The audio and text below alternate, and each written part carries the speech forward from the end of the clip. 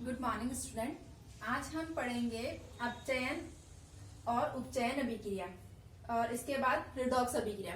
तो अपचयन उपचयन अभिक्रिया पढ़ने से पहले मैं आपको एक क्वेश्चन दे रही हूँ, आप इस टॉपिक को कितना जानते हैं। तो ये रिएक्शन है कि जिंक ऑक्साइड जब क्या करता है, कार्बन से रिएक्ट करता है, जिंक और कार्बन मोनोऑक्साइड बनाता है। तो आपको बताना ये कि इस अभिक्रिया में कौन सा जो तत्व है वो अपचयन हो रहा है, किस तत्व में उपचयन हो रहा है, कौन उपचय कारक है और कौन अपचयन कारक है। तो अपना टॉपिक स्टार्ट करते हैं, उपचयन और अपचयन अभिक्रिया। उपचयन और अपचयन अभिक्रिया जो है एक दूसरे के विपरीत है। तो मैं आपको इस तरह से समझाने की कोशिश करूंगी ताकि आपको समझने में क्या हो, इजी हो।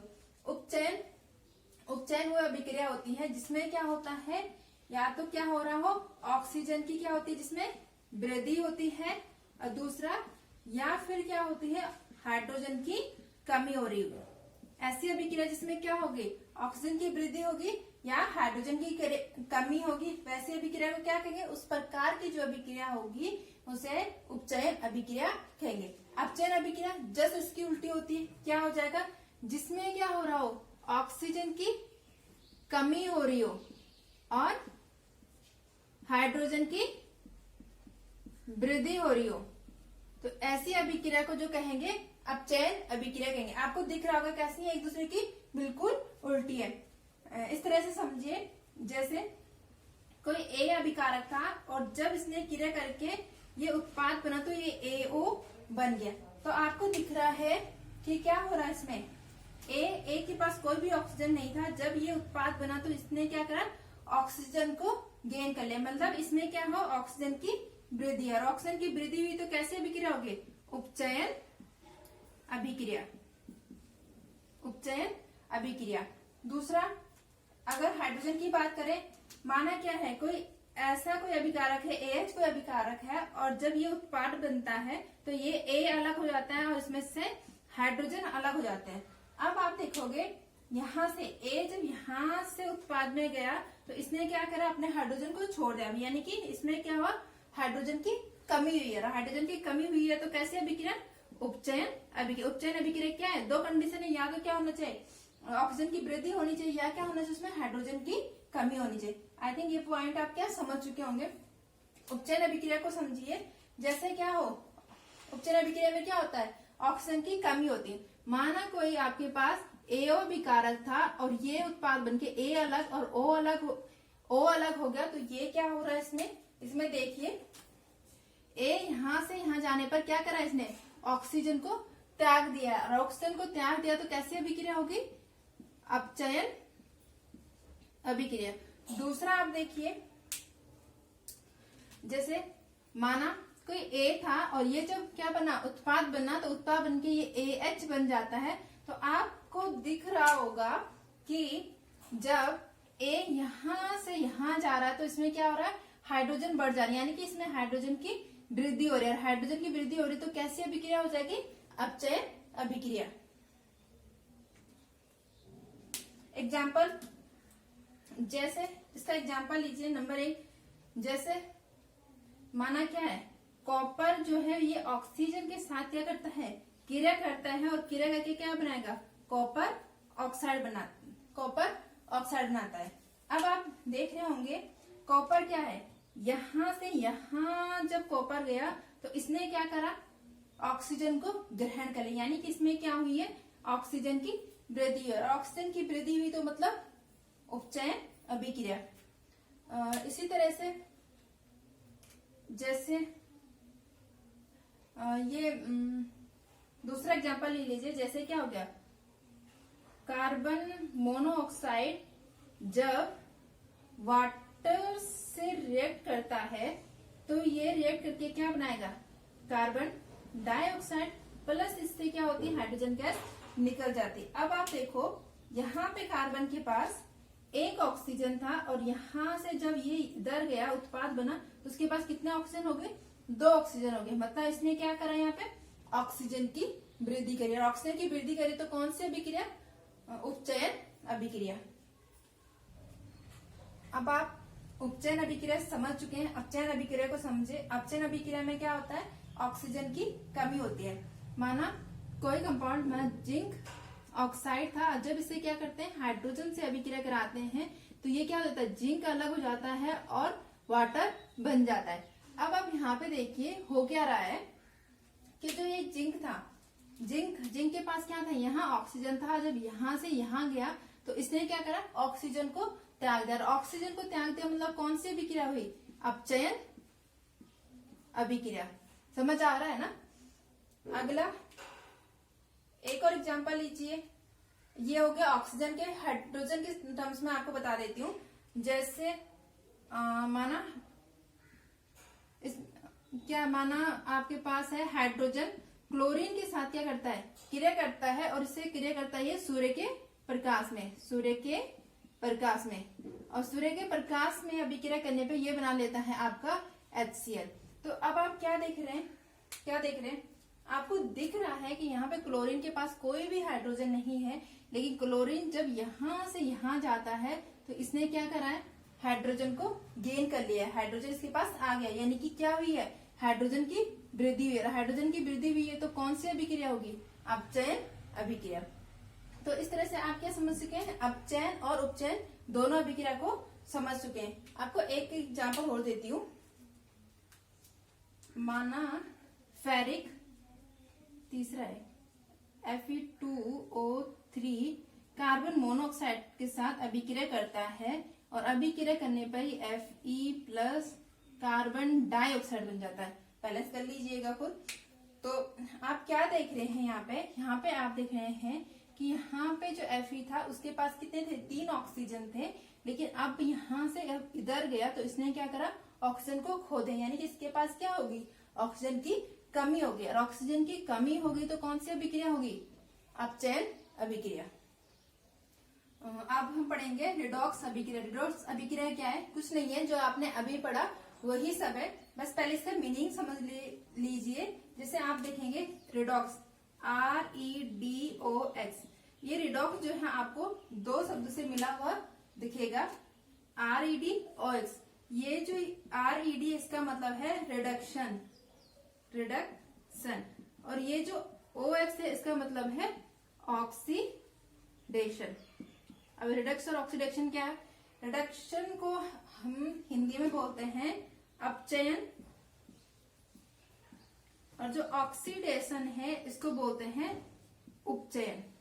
यानी अब आप समझ चुके होंगे रिडक्शन क्या है, अपचयन और उपचयन अभिक्रिया। ऐसी अभिक्रिया जिसमें क्या हो, अपचयन भी हो रहा हो और उपचयन भी हो रहा हो, ऐसे अभिक्रिया क्या कहेंगे, रिडॉक्स अभिक्रिया। यानी कि रिडॉक्स अभिक्रिया में क्या होगा, एक जो अभिकारक होगा,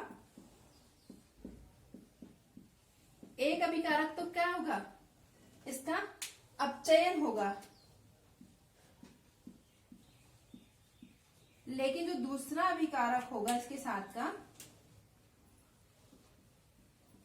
दूसरा जो अभिकारक होगा इसका क्या होगा, उपचयन होगा। यानी कि रिडॉक्स अभिक्रिया या ऐसी अभिक्रिया जिसमें एक अभिकारक का अपचयन हो रहा हो तथा दूसरा अभिकारक का उपचयन हो रहा हो, ऐसे अभिक्रिया को रिडॉक्स अभिक्रिया कहते हैं। इसको ऐसे समझिए, आप इस तरह से समझ सकते हैं, जैसे माना A+BO कोई अभिक्रिया है और ये क्या हो जाता है, AO बन जाता है प्लस B बन जाता है। तो आप इसमें देखोगे जो A है, A यहां से जब यहां गया तो इसने क्या करा, ऑक्सीजन को गेन करा, और ऑक्सीजन को गेन करना मतलब उपचयन अभिक्रिया, और B को देखोगे ये यहां से यहां जब गया तो इसने क्या करा, ऑक्सीजन का क्या करा, लॉस करा, इससे ऑक्सीजन की कमी हो गई है। ऑक्सीजन की कमी होना मतलब अपचयन अभिक्रिया। इस तरह से जिसमें एक ही अभिक्रिया में क्या, उपचयन और अपचयन दोनों साथ में हो रहेंगे तो कैसी अभिक्रिया होगी, अपचयन अभिक्रिया होगी। इसका एग्जांपल देख लीजिए, जैसे कॉपर ऑक्साइड है, मैंने उसमें भी आपको दिया था, सबसे पहला जो क्वेश्चन पूछा था कॉपर ऑक्साइड है, जब शायद यही दूसरा पूछा था मैंने उसमें, कॉपर ऑक्साइड है जब ये हाइड्रोजन के साथ रिएक्ट करता है तो ये बनाता है आपका कॉपर प्लस ये बन जाता है आपका वाटर। अब इस अभिक्रिया में देखिए इस अभिक्रिया में आपको दिखेगा जब कॉपर यहाँ पे क्या है, कॉपर के साथ ऑक्सीजन है, कॉपर यहाँ से यहाँ जा रहा है, तो इसमें क्या हो रही है, ऑक्सीजन की क्या हो रही है, कमी हो रही है। और ऑक्सीजन की कमी हो रहा है मतलब कौन सी अभिक्रिया, ऑक्सीजन की कमी होना मतलब कौन सी अभिक्रिया, अपचयन अभिक्रिया। और आप यहाँ पे हाइड्रोजन को देखोगे तो हाइड्रोजन यहाँ से जब यहाँ गया तो इसमें क्या हो रही, ऑक्सीजन की वृद्धि हुई। ऑक्सीजन की वृद्धि होना मतलब उपचयन अभिक्रिया, उपचयन अभिक्रिया। अब मैं समझती हूँ आप रेडॉक्स रिएक्शन को समझ चुके, लेकिन इसमें क्वेश्चन कैसे बनता है, डायरेक्ट भी बन सकता है कि कौन सी अभिक्रिया क्या है, रेडॉक्स है, कौन सी रिडॉक्स है, कौन सी अपचयन अभिक्रिया है, कौन सी उपचयन अभिक्रिया है। लेकिन यहाँ से जो मोस्टली चांसेस हैं पेपर में क्वेश्चन बनने के, वो इस तरह से होते हैं कि निम्न अभिक्रिया में, आपको देती हूँ पहले, निम्न अभिक्रिया में किसका अपचयन हो रहा है, क्या बताना आपको, किसका अपचयन हो रहा है। कुछ इस तरह से ही क्वेश्चन बनता है। इसमें ऑप्शन देती हूँ आपको, कॉपर ऑक्साइड, दूसरा है कॉपर, तीसरा है हाइड्रोजन और चौथा है आपका वाटर। तो आप इसमें बताइए जरा कि इसमें कौन सा वो तत्व है जिसमें क्या हो रहा है, अपचयन हो रहा है। कॉपर में हो रहा है, हाइड्रोजन में हो रहा है, वाटर में हो रहा है, या कॉपर ऑक्साइड में हो रहा है। तो आपको बता दूं, अपचयन उसमें होता है, अपचयन किसमें होता है, अपचयन उसमें होता है जो क्या करता है, ऑक्सीजन को देता है। तो आपको दिख रहा होगा इसमें ऑक्सीजन कौन दे रहा है, कॉपर ऑक्साइड दे रहा है। कई लोग क्या करते हैं, सोचते हैं कॉपर का क्या हो रहा है, अपचयन, कॉपर यहाँ से क्या ऑक्सीजन दे दिया तो क्या है, कॉपर को टिक करके आता है, लेकिन कॉपर नहीं होता है। इसका जो सही आंसर है वो है कॉपर ऑक्साइड। तो अपचयन पहले समझ लीजिए, अपचयन होता क्या है, उपचयन क्या होता है, पहले ये दोनों टर्म समझ लीजिए। अपचयन जो ऑक्सीजन देता है और उपचयन जो ऑक्सीजन को लेता है। इतनी बार समझ आ गई। अब आप देखिए इस अभिक्रिया में ऑक्सीजन को दे कौन रहा है, इस अभिक्रिया में कॉपर ऑक्साइड ने क्या करा, अपना ऑक्सीजन किसको दे दिया, हाइड्रोजन को दे दिया। तो अपचयन कौन हो गया इसमें, अपचयन किसका हो रहा है, कॉपर ऑक्साइड का। और आप देखोगे हाइड्रोजन ने क्या करा, ऑक्सीजन को लिया है, जो ऑक्सीजन को लेता है उसका क्या होता है, उपचयन होता है। तो उपचयन इसमें किसका हो रहा है, हाइड्रोजन का, और अपचयन किसका हो रहा है, कॉपर ऑक्साइड का। अगला जो क्वेश्चन पूछा जाता है वो इस तरह से पूछा जाता है कि उपचायक कारक कौन सा है निम्न में से, या फिर अपचायक कारक कौन सा है निम्न में से। ठीक है, तो आपको मैं समझा देती हूँ पहले, फिर उसके बाद आप बताना। उपचायक कारक मतलब जो जिसके पास ये कैपेबिलिटी होगी वो दूसरे को क्या कर सकता है, ऑक्सीजन को दे सकता है। यानी उपचायक कारक मतलब जो ऑक्सीजन देता है, ठीक है। और अपचायक कारक मतलब जो ऑक्सीजन को लेता है, जो ऑक्सीजन लेता है। इतनी बात समझ आ गई। अब आप इसमें देखो तो इसमें ऑक्सीजन दे कौन रहा है, कॉपर ऑक्साइड। तो उपचायक कारक कौन, दो अलग उपचयन किसमें हो रहा है और उपचायक कारक कौन सा है, दो अलग चीजें हैं। तो इसमें उपचायक कारक कौन सा, ऑक्सीजन कौन दे रहा है, यहाँ पे देखोगे ये क्या है, कॉपर ऑक्साइड है। और जब यहाँ गया तो इसने क्या अपना जो ये ऑक्सीजन था ये किसको दे दिया, यहाँ वाटर को दे दिया। तो कॉपर क्या हो गया, यहाँ पे उपचायक कारक हो गया। अब हाइड्रोजन को देखो तो हाइड्रोजन यहाँ से जब यहाँ गया तो इसने क्या करा, ऑक्सीजन को ले लिया। ऑक्सीजन को ले लिया तो मतलब ये कौन सा हुआ, अपचायक अभिकारक होते। आपको बस जब आप क्वेश्चन सॉल्व करोगे तो यही ध्यान में रखना है कि कौन सा दूसरे को ऑक्सीजन दे पा रहा है, दूसरे को कौन ऑक्सीडाइज कर पा रहा है। तो जो दे रहा होगा वो क्या होगा, उपचायक अभिकारक होगा, उपचायक कारक होगा, और जो ले रहा होगा वो अपचायक कारक होगा। एक दो एग्जांपल और कर लेते हैं। अगला जो क्वेश्चन पूछा जाता है वो इस तरह से पूछा जाता है कि निम्न में से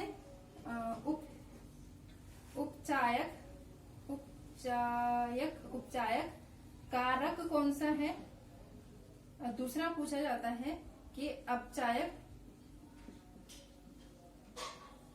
कौन सा है। अब ये क्या हुआ भाई, तो आपको मैं समझा देती हूँ पहले, फिर उसके बाद आप बताना।